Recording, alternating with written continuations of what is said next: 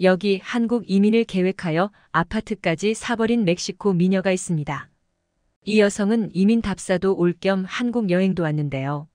한참 이것저것 알아보던 차에 휴식의 시간을 가지기 위해 서울 근교 가평에 있는 계곡 야영장에 온 이 여성. 그녀는 함께 온 일행과 함께 사온 고기를 굽기 위해 이것저것 준비를 하는데요.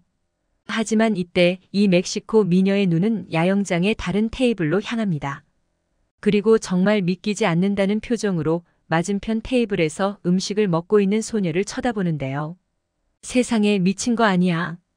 다른 사람들이 보기엔 별로 특별해 보이지도 않는 장면인데 대체 이 멕시코 여성은 무엇 때문에 이렇게 놀란 걸까요? 지금부터 함께 알아보도록 하겠습니다. 해당 사연은 바네사 마르티네스 씨가 보내주신 이야기를 바탕으로 재구성되었습니다. 안녕하세요. 저는 멕시코 북부 몬테레이의 출신의 바네사 마르티네스라고 합니다. 저는 몇 년 전부터 한국 이민을 준비하고 있었는데요. 치안과 경제적 수준, 시민의식 등 종합적으로 따져봤을 때 한국이 제일 살만하다고 생각했기 때문이죠. 예전에는 저도 미국에서 사는 게 좋다고 생각했어요. 그런데 막상 성인이 된 후 미국에서 살아보니 삶이 팍팍하다는 생각이 많이 들었습니다. 비싼 집세, 비싼 의료비, 그리고 지나치게 과도한 팁 요구와 불친절한 점원들, 그리고 불안한 치안 등등. 멕시코 북부에 살고 있던 저는 안전한 곳을 찾아 미국에 온 거였는데 미국도 크게 다를 바 없더라고요. 특히 대도시는 한 블록만 건너도 분위기가 바뀌는 경우가 많았습니다. 분명 고급 상점이 즐비한 거리에 있었을 때는 무척 안전했는데 조금만 걸으니 어느새 불황자들이 득실거리는 거리에 있다든지 하는 상황들이 발생했습니다. 저는 미국에서 꽤 높은 연봉을 받는 직장에 다녔기 때문에 미국의 비싼 생활비를 감당하지 못할 정도는 아니었지만 내는 비용에 비해 삶이 만족스럽다는 생각이 들지 않았어요. 멕시코로 돌아간 저는 여행을 준비했습니다. 프리랜서 웹 개발자인 저는 컴퓨터만 있으면 어디서든 일할 수 있는 직업을 가지고 있었기 때문에 떠돌이 생활을 하는 게 가능했죠. 치안이 좋고 물가가 적당하며 여자 혼자 살만한 나라들을 찾기 위해 이민 답사 여행을 떠났습니다. 그리고 치안이 좋은 나라들의 장단점을 분석해가며 꼼꼼히 따졌죠. 아이슬란드와 뉴질랜드 같은 나라들은 광활한 대지와 더불어 좋은 치안을 자랑했지만 뭐랄까 역동적인 삶의 재미를 찾기는 힘들었습니다. 그렇다고 스위스 같은 나라에 살자니 물가가 비싸도 너무 비쌌고요. 일본도 치안이 안전한 것 같긴 했지만 지나치게 아날로그의 나라였습니다. 무슨 신용카드도 안 받는 가게가 이렇게 많은지. 제가 시골에 있는 것도 아니고 도시에 있었는데 말이죠. 결국 제가 선택한 것은 바로 대한민국이었습니다. 대한민국은 모든 것이 최첨단화되어 있을 뿐만 아니라 치안도 안전해 보였습니다. 게다가 치안이 좋은 나라들은 그만큼 삶 또한 단조로웠는데 한국은 신기한 게 삶이 무척 역동적이었습니다. 노래방, 보드카페, 포장마차, 술집 등등 즐길 거리가 많고 국민성 자체가 열정이 넘쳤습니다. 무엇보다 지역 격차가 다른 나라에 비해 덜한 편이었습니다. 한국인들은 무슨 한국이 지역 격차가 별로 안 크냐면서 이상한 소리를 듣겠다고 할지 모르겠지만 외국인 입장에서는 한국은 수도권과 지방 도시 간의 인프라 차이가 덜한 편입니다. 미국 같은 나라들은 조금 작은 도시만 가도 진짜 시골스럽기 짝이 없었어요. 버스 정류장은 있어봤자 몇십 분씩 기다려야 할 때도 많고 자가용이 필수예요. 마트 한 번 가려면 20분 이상 운전은 필수거든요. 게다가 뭔 동물들은 그렇게 많은지. 사슴이나 토끼가 뛰어들어서 갑자기 차를 멈춘 적이 한두 번이 아닙니다. 하지만 한국은 그렇지 않더라고요. 저는 서울에 있다가 춘천에도 내려가서 잠시 지냈었는데 중소도시인데도 불구하고 24시간 편의점을 어디서든 찾아볼 수 있었으며 버스 정류장을 찾기도 편했습니다. 춘천시에 있는 스마트 버스 정류장이란 곳을 이용한 적 있는데 눈이 왔을 때 안에 들어가서 쉬니까 몸도 따뜻하고 눈을 맞을 일도 없어 편했던 기억이 납니다. 무엇보다 한국은 마스크 쓰는 비율이 월등하게 높은 나라이기도 했습니다. 제가 한국에 올 당시에는 점점 PCR 검사를 간소화하거나 아예 없애는 추세였습니다. 그렇다 보니 마스크를 아예 안 쓰고 다니는 국가들도 많은 편이었는데 한국인들은 그 당시에도 끝까지 마스크를 착용하는 모습이 존경스럽다는 생각이 들었죠. 그래서 2달 정도 살아본 후 한국에 살겠다는 결정을 내린 저는 멕시코로 돌아가 한국 이민을 조금씩 준비하기 시작했습니다. 저는 지방에 있는 아파트도 구입했습니다. 원래는 아파트까지 구입할 생각까진 없었는데 부모님도 나중에 살기 좋은 편안한 나라에서 노후를 보내고 싶으시다고 하더라고요. 그래서 일부러 33평짜리 아파트를 매입했습니다. 그런 다음 일단 한국인에게 세를 준 뒤 차근차근 이민 계획을 세워갔습니다. 저는 8월 달에도 한국에 다시 한번 왔었는데요. 그 당시 저는 한국에 살고 있다는 영주권자나 시민권자를 만나 한국에 살면 무엇을 준비해야 하는지 그리고 어떤 일을 하면서 사는지 등등을 물어봤습니다. 인터넷을 조금만 찾아보면 블로그나 SNS 등을 운영하면서 한국 영주권 관련 글이나 영상을 올리는 사람들이 있었기 때문에 메시지나 메일로 그들에게 문의를 요청했거든요. 제 요청을 귀찮아하지 않을까 싶었는데 그들은 흔쾌히 저와 만나서 한국 생활에 대해 이것저것 좋은 정보들을 주었습니다. 조사 때문에 한국에 와서도 계속 바쁘게 보내다가 조금은 숨도 돌릴 틈이 필요하다고 생각해서 서울 근교 가평에 있는 계곡 야영장에 갔습니다. 일행으로는 제 친구인 다프네가 있었는데요. 다프네는 한국에서 1년간 유학을 한 적이 있어서 저보다 오히려 한국에 대해서 잘 아는 친구였습니다. 저는 그때만 하더라도 한국이 치안이 좋다는 의식은 있었으나 그 평가조차 과소평가라는 걸 알지 못했습니다.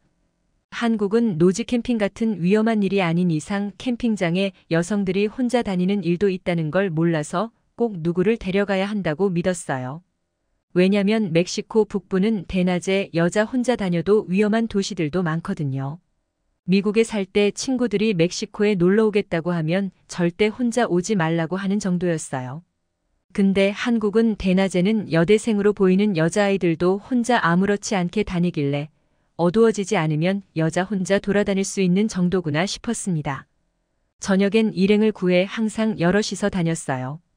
그렇게 같이 야영장에 온 저는 계곡에 발도 담그고 친구랑 물장구도 치며 복잡한 생각은 잠시 놔둔 채 즐거운 시간을 보냈습니다. 슬슬 출출해지자 화로와 숯불에 고기를 구워 먹으려고 이것저것 준비를 시작했습니다.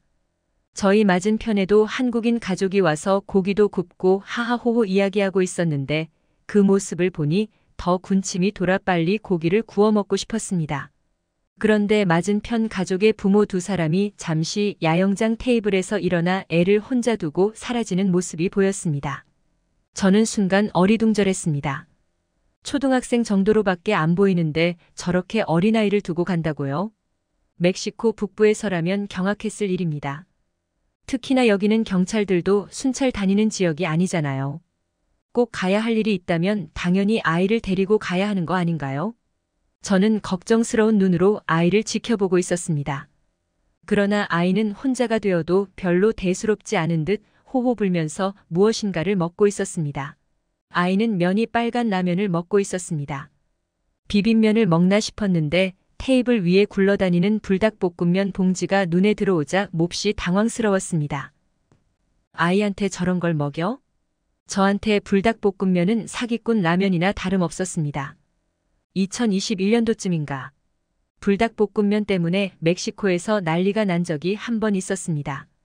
바로 멕시코 정부가 불닭볶음면을 전량 회수했기 때문입니다. 정부 입장은 이랬습니다. 불닭볶음면이라고 적어놓고 어째서 닭고기가 하나도 들어있지 않냐는 것이었습니다. 불닭볶음면은 말만 불닭볶음면이지 실상은 닭고기 맛 분말만 들어있었습니다. 멕시코 정부는 이것을 사기나 다름없다고 봤고 저도 그 뉴스를 보고 나서 사기꾼이 만든 라면이구나 싶어 안 좋게 봤습니다. 그런데 그 부모는 그런 사기꾼 회사가 만든 라면을 아이한테 먹이고 있다니 도대체 생각이 있는 건가 싶었습니다. 그 잠깐 사이에 정말 많은 생각이 들더군요. 한국인의 시민의식이 높다는 생각을 좀 수정해야겠다는 생각과 함께 한국으로 이민을 결정한 제 선택 또한 정말 괜찮은지에 대한 의문도 아주 잠깐 들었습니다. 5분쯤 지났을 때 그 부모가 몇 가지 짐을 들고 다시 돌아왔습니다. 가서 한마디를 해야겠다는 생각이 들었어요. 오지랖 아니냐고요? 근데 그래도 아이 혼자 두는 건 너무 위험한 일이잖아요. 저는 부부에게 다가가 실례지만 할 말이 있다라고 말을 꺼냈습니다. 저의 한국어 실력은 TV에 나오는 외국인들만큼은 아니더라도 배운 기간에 비해 상당히 능숙한 편에 속했습니다. 2022년 한국에 처음 오고 나서부터 한국어 공부를 시작했는데 의사소통을 하는데 크게 지장이 없을 정도고 학문적인 이야기가 아니면 제 의사를 잘 전달할 정도는 되었죠. 저는 부부에게 점잖은 말투로 아이를 혼자 두는 건 좋은 게 아닌 것 같다. 너무 위험하지 않냐고 이야기했습니다. 하지만 부부는 저를 보고 무척 당황스러운 듯 했습니다. 겉으로는 예. 주의하겠습니다라고 말했지만 영 탐탁지 않은 눈치였죠. 그러던 중 친구가 기겁한 얼굴로 저에게 다가와 부부에게 죄송하다고 사과하면서 데려갔습니다. 친구는 대체 뭐 하는 짓이냐고 말했습니다. 저는 부부가 아이를 혼자 두고 품질이 안 좋은 라면을 먹이는 것이 보기 안 좋아 부모에게 한 소리를 안 할 수가 없다면서 자세한 사정을 설명했습니다. 그러나 저의 자초지종을 들은 친구는 단호하게 여기는 멕시코가 아니다라고 이야기했습니다. 다프네는 한국은 초등학생도 아침에 혼자 등하교를 다니기도 하며 초등학교 고학년쯤 되면 자기들끼리 번화가에 나가 노래방도 가는 나라라고 했습니다. 그런데 무슨 관리인이 있는 야영장에서 부모가 잠깐 사라진 게 문제가 되겠냐고 했죠. 또한 불닭볶음면은 한국인과 멕시코인의 문화 차이라고 말했습니다. 한국인은 불닭이 표기된 것을 진짜 닭이 들어있다고 이해하는 게 아니라 불닭 맛 불닭소스 맛이라고 이해한다고 했습니다. 그래서 한국에 있을 때는 불닭볶음면이라고 해도 그걸 거짓말이라고 생각하는 사람들이 없었지만 멕시코에서는 실제 표기된 대로 따지기 때문에 사기꾼이라고 오해한 것이라고 말했죠. 다프네는 야영을 끝내고 나서 이틀 뒤 저에게 편의점과 초등학교 근처를 데려갔습니다. 편의점에 가서 바나나 우유 같은 음료들을 사주면서 한국에서는 바나나가 실제로 들어있지 않아도 그렇게 부른다는 것을 알려주었으며 초등학교 하교 길에서는 아이들이 혼자 돌아가는 장면 또한 보여줬습니다. 제 눈으로 확인하고 나서야 그 부부에게 정말 웃긴 오지랖을 부렸다는 걸 알고 정말 부끄러워졌습니다. 잘 알지도 못하는 외국인이 충고하고 나섰으니 얼마나 황당했을까요? 그 부부는 그래도 예의가 바르고 선량한 사람들이라 굳이 싸우지 않고 제 말에 그냥 알겠다고 해버린 겁니다. 만약 정말 운이 좋게 그 부부께서 이 사연을 보신다면 죄송하다는 사죄의 말씀을 드리고 싶습니다. 오늘의 사연 어떻게 보셨나요? 저희는 언제나 여러분의 재밌고 감동적인 이야기를 기다리고 있으니 제보 부탁드립니다.